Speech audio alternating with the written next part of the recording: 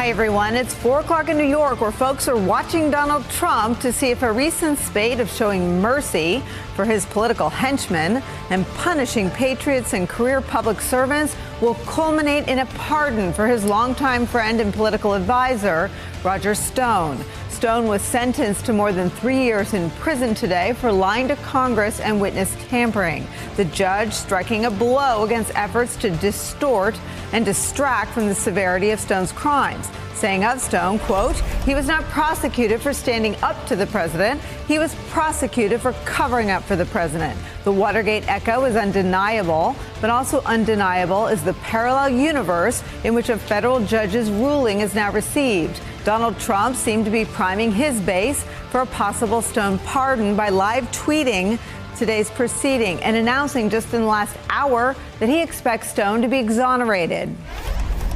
I want to address today's sentencing of a man, Roger Stone. Roger Stone.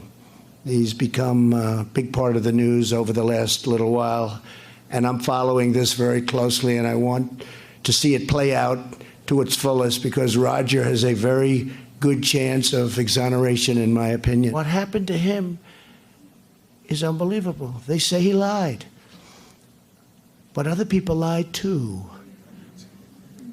Just to mention, Comey lied, McCabe lied, Lisa Page lied, her lover, Peter Strzok, lied.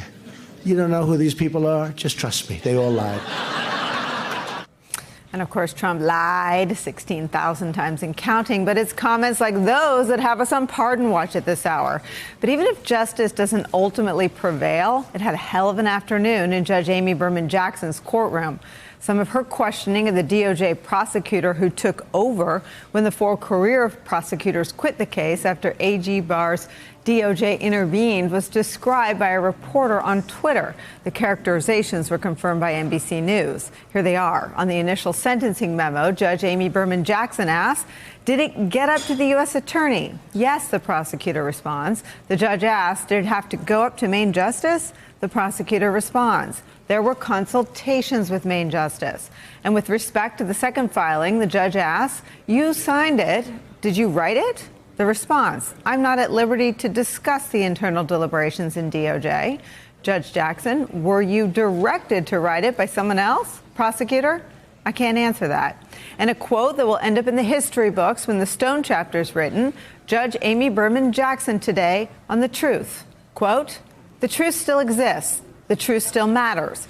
Roger Stone's insistence that it doesn't, his belligerence, his pride in his own lies, are a threat to our most fundamental institutions, to the foundations of our democracy. The dismay and disgust at the defendant's belligerence should transcend party. That's where we start today with some of our favorite reporters and friends. Former federal prosecutor Glenn Kirshner joins us after being inside the courtroom today. Plus, from the Washington Post, White House bureau chief and co-author of A Very Stable Genius, Phil Rucker.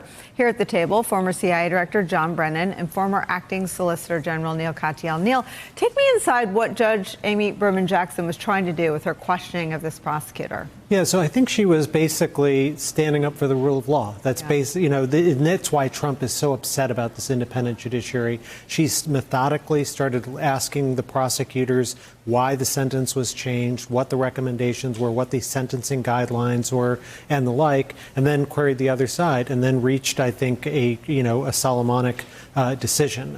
But I think fundamentally what she was doing was she knows Trump is a guy who pardons his friends and his crooks and around him, and so she was laying the foundation to make it tough. Obviously, the president can do it anyway. But that quote that you started the show with, in which she said that Stone was not prosecuted for standing up for the president. He was prosecuted for covering up for the president. Now, if Trump wants to pardon, we know what it's about. It's not just about covering up this thing. It's sending a signal to other folks who may testify against Trump and something else. Don't worry, I got your back. Hey there, I'm Chris Hayes from MSNBC. Thanks for watching MSNBC on YouTube. If you want to keep up to date with the videos we're putting out, you can click subscribe just below me or click over on this list to see lots of other great videos.